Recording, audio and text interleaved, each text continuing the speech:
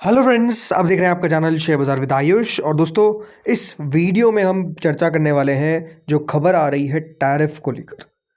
देखिए, आपको पता ही है लगातार दोस्तों हमारा मार्केट जो है वो खराब प्रदर्शन करता हुआ देखने को मिल रहा है। पिछला हफ्ता भी अगर आप देखेंगे तो कुछ खास अच्छा रहा नहीं। निफ्टी करीबन 25,048 पे बंद होता है। 250 अंक के आसपास की गिरावट हमको देखने को मिलती है फ्राइडे को। और पिछला अगर पूरा हफ्ता भी अगर आप देखेंगे तो निफ्टी जो है वो लगभग 2.5% हमको गिरता हुआ नजर आया। पिछले एक महीने में 4% से ज़्यादा की गिरावट हो चुकी है। इस साल की शुरुआत से अगर आप निफ्टी को देखेंगे तो मोर देन 4.2% याद रखिएगा निफ्टी करेक्ट हो चुका है। तो निफ्टी में कोई खास अपमूव देखने को नहीं मिल रहा है। बाजार की हालत ख़राब है। मिड कैप स्मॉल कैप किसकी बात करें, सब जगह अगर आप देखेंगे तो अपने आप में निराशा ही हाथ लगती हुई देखने को मिल रही है। और इसके पीछे का रीज़न क्या है? रीज़न सबसे बड़ा जो है वो दोस्तों ऑब्वियस सी बात है, टैरिफ ही है। तो क्या भारत पे अब टैरिफ अब हमको हटता हुआ देखने को मिलेगा? जो एक एडिशनल 25% टैरिफ भारत पे लगा था, क्या उसको अमेरिका हटाने जा रहा है? और क्या इससे अब बाजार में एक अपमूव आएगा? लेकिन इस पूरी खबर को दोस्तों समझेंगे, बिकॉज ये टैरिफ की खबर का कितना असर पड़ेगा ये समझना बहुत इंपॉर्टेंट है। तो आप लोग दोस्तों देखिएगा वीडियो को पूरा। लेकिन उससे पहले अगर आपने अभी तक दोस्तों चैनल को सब्सक्राइब नहीं किया है, छोटा सा काम करना है, चैनल को जरूर सबसे पहले आप लोग सब्सक्राइब कर लीजिएगा। हुआ क्या दोस्तों, पहले ही समझिए। आप लोग इनको जानते ही होंगे, जो लोग नहीं जानते हैं बात ध्यान रखिए। ये कौन है? ये है दोस्तों स्कॉट बेसेंट। जी हाँ। और ये क्या है? ये है दोस्तों यूनाइटेड स्टेट्स के सेक्रेटरी ऑफ ट्रेजरी। मतलब आप समझ लीजिए जिस तरीके से फाइनेंस मिनिस्टर होता है, बेसिकली वहाँ पर याद रखिएगा सेक्रेटरी ऑफ ट्रेजरी इनको कहा जाता है। ये प्रिंसिपल एडवाइज़र होते हैं वहाँ के प्रेसिडेंट को। और जो भी देखिए उनको finance related, right, market related सलाह देनी होती है तो वो इनकी तरफ से याद रखिएगा दी जाती है। और ये याद रखिएगा वो काम करते हैं। तो ठीक है। तो अब इनकी तरफ से दोस्तों एक स्टेटमेंट निकल कर आया। और वो जो स्टेटमेंट था वो क्या था कि 25% जो हमने टैरिफ लगाया था एज अ पनिशमेंट, कि जो इंडिया लगातार रशियन ऑयल खरीद रहा था, इसको क्या अब हम हटा सकते हैं? ये याद रखिएगा उनकी तरफ से कुछ कहा गया। अब क्या पूरा स्टेटमेंट है, सबसे पहले तो आप इसको देखिए।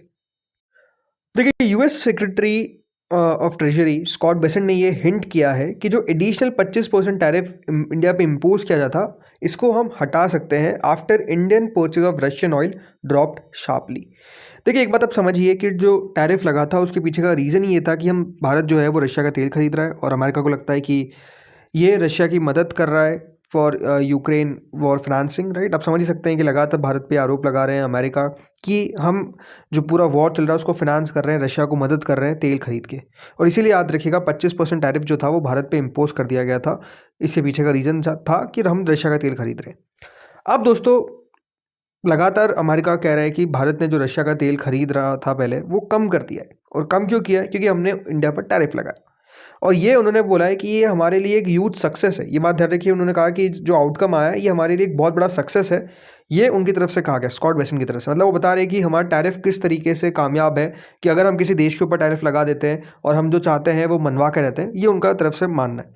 और इसलिए उन्होंने कहा कि एक कन्वर्सेशन याद रखिएगा वो कर रहे थे, अभी आपको पता है ये वर्ल्ड इकोनॉमिक फोरम चल रहा था, उसमें वो कन्वर्सेशन कर रहे थे। उन्होंने कहा कि when Indian oil imports at a time when Indian oil imports US trade pressures and Europe trade ambitions have converge into a sensitive geopolitical flash point. मतलब लगातार अगर आप देखेंगे हो क्या रहा है कि जो भारत और या फिर आप कह सकते हैं जो अमेरिका की अभी यूरोप के साथ लड़ाई चल रही है ओवर ग्रीनलैंड, राइट, उनको लेकर भी याद रखिएगा बयान आते हुए नजर आए। और फिर वो बयान वो देते हैं कि जो भारत है वो रशिया का जो क्रूड खरीद रहा था वो बिल्कुल कोलैप्स कर गया है। मतलब बिल्कुल भारत अब जो है वो तेल नहीं खरीद रहा है। इसलिए उन्होंने कहा कि जो मेजर्स हमने लगाए थे इंडिया पे, हो सकता है कि इसको जाकर हम आगे विड्रॉ करें। अब इंपॉर्टेंट बात क्या है कि देखिए अभी तक विड्रॉ नहीं हुआ है, बट कहा गया है कि हम विड्रॉ कर सकते हैं। क्योंकि ये बात ध्यान रखिए, जो उनका ओवरऑल उसके पीछे का तर्क था, राइट, उसके पीछे का जो कारण था वो तो ओवरऑल आप कह सकते हैं फुलफिल हो गया है, राइट। तो अगर दोस्तों वो उनका टारगेट फुलफिल हो चुका है तो डेफिनेटली अब वो आगे चल के विड्रॉ कर सकते हैं। ऐसा याद रखिएगा उनकी तरफ से एक हिंट आता हुआ नजर आए। तब समझ सकते हैं कि दोस्तों इंपॉर्टेंट है कि अगर टैरिफ इंडिया पे हटता है तो वो बहुत बड़ा फायदा होगा। उन्होंने कहा कि we put a 25% tariff on India for buying Russian oil and the Indian purchases by the refineries of Russian oil have collapsed, so that is a success. The tariffs are still on, I would imagine that there is a path to take them off. मतलब उन्होंने कहा कि मैं ये मानता हूँ कि अब उन टैरिफ को हटाने का एक पाथ है और हमको वो देखना पड़ेगा, बट ये एक बहुत बड़ी हमारी सफलता रही है जो हमने इंडिया पे किया है, राइट। ये याद रखें उनकी तरफ से स्टेटमेंट आया। तो पहली बात जो क्लियर करनी है वो ये है कि दोस्तों अभी तक टैरिफ हटा नहीं है। टैरिफ हट सकता है, ये आप कह सकते हैं कि अपने आप में एक सवाल आ रहा है। तो बिल्कुल इसको लेकर आप कह सकते हैं स्टेटमेंट आता हुआ दिखा है। अब ये कितना पॉजिटिव है ये तो देखिए बाजार बताएगा। लेकिन आप समझिए इसका इम्पैक्ट हमको किस तरीके से झेलना पड़ा है। जो 50% टैरिफ दोस्तों इंडिया पे लगा है, इससे हुआ क्या है, हमारा जो एक्सपोर्ट है, जो यूएस को हम एक्सपोर्ट करते थे, वो लगभग दोस्तों 28.5% याद रखिएगा डिक्लाइन कर गया। जो आप कह सकते हैं traditional sectors like textile, gems and jewelleries, इन सब पर भारी असर पड़ता हुआ नजर आया। लगातार अगर आप देखेंगे जो टेक्सटाइल और गारमेंट कंपनीज हैं उनमें तो बहुत ही प्रॉब्लम आया। मतलब 75% बताया गया कि कुछ कैटेगरीज ऐसी थी जहाँ पर जो एक्सपोर्ट था वो घट गया। इसके अलावा marine products, original organic chemicals, इन सब में दिक्कत आई। इसके अलावा ओवरऑल फार्मास्यूटिकल्स को तो एग्जाम मिला, इलेक्ट्रॉनिक्स, एनर्जी, इन सबको तो एग्जाम मिलता हुआ नजर आया। बट नो डाउट इससे मैक्रो इकोनॉमिक प्रेशर पड़ा। बताया गया कि जीडीपी ग्रोथ का फोकस भी थोड़ा सा रिवाइज किया गया डाउनवर्ड, और सबसे भारी जो असर पड़ा वो तो रुपये को पड़ा ही। तो आई थिंक वो बहुत सारे फैक्टर्स है, और आप समझ सकते हैं कि लगातार दोस्तों इसके कारण हुआ क्या। इसके कारण जो FIIs हैं स्पेसिफिकली आप देखिए उनको क्लैरिटी नहीं थी। हमेशा एक बात ध्यान रखिए, FIIs कब आएंगे हमारे बाजार में, जब उनको क्लैरिटी रहेगी, जब उनको लगेगा कि हाँ भाई इस देश के खिलाफ कोई अनसर्टेनिटी नहीं है, और ये देश अभी आप कह सकते हैं जो भी ग्लोबल एनवायरनमेंट है उसमें उतना इफेक्टेड नहीं है। लेकिन क्योंकि हम इफेक्टेड थे और लगातार दोस्तों, इसलिए आप कह सकते हैं जो अभी महीना चल रहा है, ये बात ध्यान रखिए जनवरी का महीना खत्म नहीं हुआ है, बट ऑलरेडी 40,000 करोड़ की बिकवाली जो है, 40,704 करोड़ की बिकवाली FIIs कर चुके हैं। फ्राइडे को आंकड़ा आया है 4,113 करोड़ के आसपास की बिकवाली। क्यों? क्योंकि FIIs को लग रहा है कि लगातार इंडिया पे प्रेशर है, इंडिया पे अनसर्टेनिटी है, टैरिफ सबसे ज़्यादा हाई है, तो इसीलिए आप समझेंगे कि जो FIIs है वो निकाल रहे हैं पैसा। और उस पैसा निकालने से हो क्या रहा है, जो हमारा रुपया है वो लगातार दोस्तों कमज़ोर होता हुआ देखने को मिल रहा है। 91.67 पे याद रखिएगा रुपया बंद हुआ है कल के दिन। वैसे तो 91.9 के आसपास आपको वैल्यू दिखेगी, बट बाद में भी याद रखिएगा 3-30 के ट्रेड करता है। और इसीलिए हुआ क्या है, इंडिया का जो रुपया है वो दोस्तों हुआ रिकॉर्ड लो को टच करता हुआ नजर आ गया। राइट, रिकॉर्ड लो पे याद रखिएगा इंडियन रुपया आता हुआ नजर आया। तो अपने आप में आप समझिए बहुत सारी दिक्कत, सिर्फ एक टैरिफ के कारण कितना कितना प्रॉब्लम देखने को मिल रहा है। शेयर बाजार गिर रहा है, FIIs का लगातार दोस्तों बिकवाली शुरू है, और उस बिकवाली के कारण हो क्या रहा है, जो शेयर्स है specifically mid cap, small cap, वो तो 50% तक कुछ शेयर्स करेक्ट हो गए, 50% तक। आप समझ सकते हैं किस प्रकार का भारी करेक्शन देखने को मिल रहा है। और सबसे बड़ा असर किस पे आ रहा है, रुपये पे। लगातार दोस्तों हमारी जो करेंसी है वो वीक होती हुई दिख रही है, बल्कि कल तो $92 के आसपास का आंकड़ा जो है वो टच कर दिया था।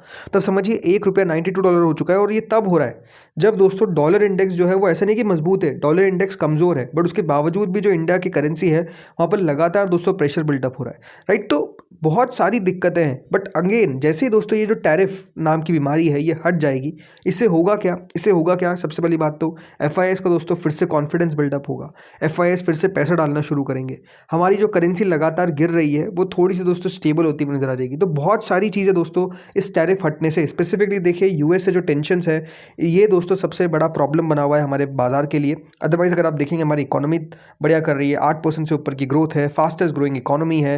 राइट, लेकिन वो क्यों बाजार में रिफ्लेक्ट नहीं हो पा रहा है, रीज़न भी टैरिफ लगे हुए हैं। राइट, तो आई थिंक वो अगर हट जाएगा तो अपने आप में बहुत सारी चीज़ें दोस्तों अच्छी होती हुई नजर आएगी।